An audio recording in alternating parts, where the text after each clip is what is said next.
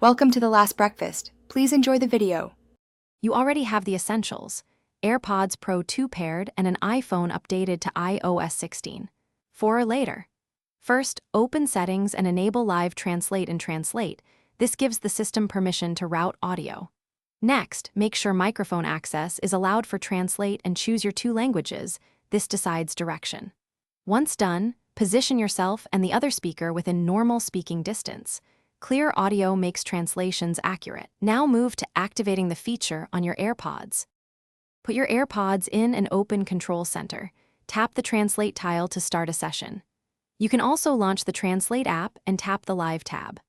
Once active, double-press an AirPod stem to switch between listening modes or to let the iPhone show captions. This helps when background noise is present.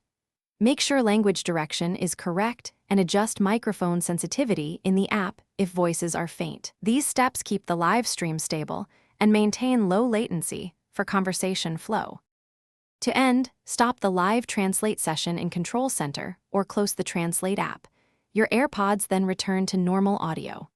If translation quality drops, first clean the AirPods microphones and move closer to the speaker, then temporarily disable active noise cancellation. This can improve input.